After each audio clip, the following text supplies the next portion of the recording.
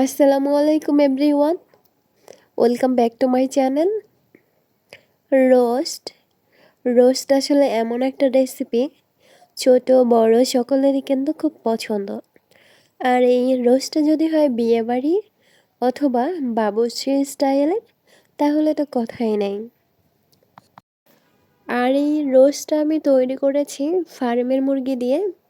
দেশি মুরগির এই স্বাদের তুলনায় রোস্টটা কিন্তু কোনো অংশে কম হবে না। তো আশা করছি আপনাদের প্রত্যেকের কাছে খুব ভালো লাগবে। তো প্রথমে আমি যে রোস্টের যে মশলাটা থাকে সেই মশলাটাকে আমি একটা বাটিতে নিয়ে নিচ্ছি। আর নিচ্ছি আধা কাপ পরিমাণে টক দই। এখন একটু পানি দেব। পানি দিয়ে এই টক দই আর মশলাটাকে খুব ভালোভাবে মিশিয়ে নিচ্ছি। মশলাটাকে মিশিয়ে আমি একটা সাইডে রেখে দিচ্ছি। তো এখন আমি এদিকে মুরগি নিয়েছি, এখানে আমি 1.25 কেজি পরিমাণে একটা মুরগি নিয়েছি। আর এভাবে আমি পিস করে কেটে নিয়েছি, না অনেক বড় করেছি না খুব ছোট করেছি, তো একটু মাঝারি সাইজ করে কেটে নিয়েছি।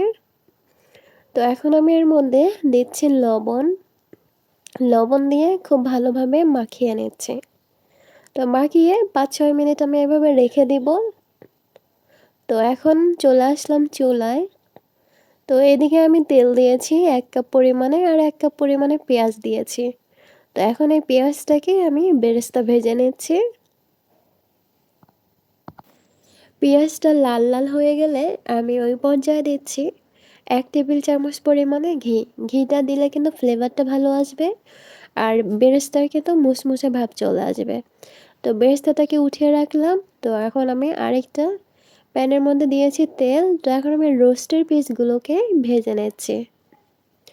তো এই রোস্টগুলো ভাজার সময় একটু কেয়ারফুলি থাকবেন। তো রোস্টটা ভাজার সময় দেখবেন তেল ছিটকে আসে, তো হাতে পায়ে তেল ছিটকে আসার সম্ভাবনা অনেক বেশি থাকে। তো দেখতেই পাচ্ছেন প্রচুর পরিমাণে কিন্তু তেলটা ছিটকে ছিটকে আসছে। তো একটু দূরত্ব বজায় রেখে সাবধানে একটু এই রোস্টের পিসগুলোকে ভেজে নেবেন। তো অনেক বেশি ভাজার প্রয়োজন নেই, জাস্ট একটু লাল লাল হয়ে গেলেই চুলা থেকে তুলে নিচ্ছি। তো এগুলো হয়ে গেছে। তো এখন আমি তুলে একটা বাটিতে রেখে দিচ্ছি। এই তো সবগুলো ভাজা হয়ে গেছে। তো এখন আমি চলে যাব চুলায়। পেঁয়াজের বেরেস্তা ভাজার পরে যে অবশিষ্ট তেল ছিল ওই তেলের মধ্যে আমি কিছু পরিমাণে গরম মশলা দিয়ে দিলাম। গরম মশলাটুকু আমি 2-1 সেকেন্ড ভেজে নিয়েছি। তো এখন দিচ্ছি পেঁয়াজ বাটা। এখানে আমি আধা কাপ পরিমাণে পেঁয়াজ বাটা দিলাম। আর দিব 1 চা চামচ পরিমাণে আদা বাটা, 1 চা চামচ পরিমাণে রসুন বাটা। তো এখন আবারও 2-1 মিনিট ধরে ভেজে নিচ্ছি। এখন দিচ্ছি টমেটো। 2টা টমেটোকে আমি ব্লেন্ড করে নিয়েছিলাম। আর দিচ্ছি মশলা। তো রোস্টের যে মশলাটা আমরা টক দই দিয়ে মিশিয়ে নিয়েছিলাম সেই মশলাটাকে পুরোটাকে আমি দিয়ে দিয়েছি। এখন দিচ্ছি লবণ। তো লবণ দিয়ে মশলাটাকে কষিয়ে নেব। তো যে কোনো রান্নায় মশলাটাকে যত বেশি কষিয়ে নেবেন, তো সেই রেসিপির টেস্টটা কিন্তু ততটাই পারফেক্টলি পাবেন। তো মশলাটাকে আমি 15-20 মিনিট কষিয়ে নেব। তো দেখবেন যখন যে পোড়া পোড়া লাগছে, তো একটু পানি দেবেন, অল্প অল্প করে পানি দিয়ে মশলাটাকে সময় নিয়ে কষিয়ে নেবেন। তো দেখতেই পাচ্ছেন আমি কিন্তু বেশ সময় নিয়ে মশলাটাকে কষিয়ে নিয়েছি। তো মশলার উপরে কিন্তু তেলটা ভেসে উঠেছে। তো আমার মশলাটা কিন্তু কষানো হয়ে গেছে। তো এখন আমি মুরগির পিসগুলোকে দিয়ে দিচ্ছি। মুরগির পিসগুলোকে দিয়ে খুব ভালোভাবে কিন্তু মিশিয়ে নেব। তো খুব ভালোভাবে মিশিয়ে নিচ্ছি।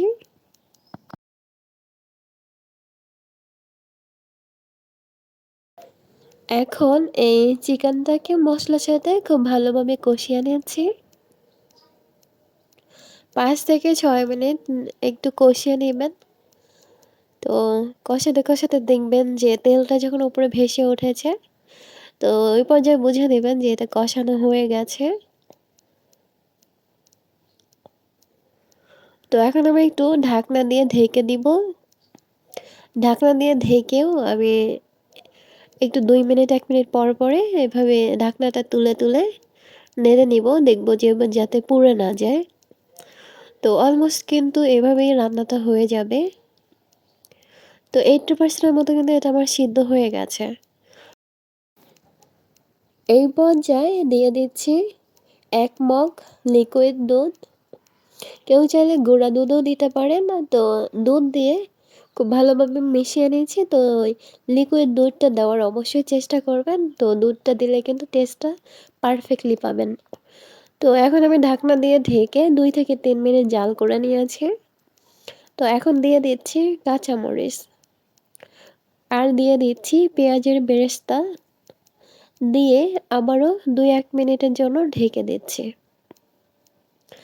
এখন ঢাকনা থেকে তুলে নিলাম। নিয়ে এখন সবকিছু খুব ভালোভাবে মিশিয়ে নিচ্ছি। কেউ যদি চান এখানে একটু সামান্য পরিমাণে গোলাপ জল, কেওড়া জল দিয়ে মিশিয়ে নিতে পারেন। তো আমি আর ওইসব কিছু দিচ্ছি না। আমি ১ টেবিল চামচ পরিমাণে চিনি দিলাম। চিনি দিয়ে খুব ভালোভাবে মিশিয়ে নিচ্ছি।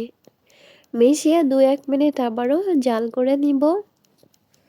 তো জাল করে নেওয়ার পরে এখন এই তো আমার এটা হয়ে গেছে। তো এখন আমি গরম গরম একটা ডিশের মধ্যে তুলে নিচ্ছি।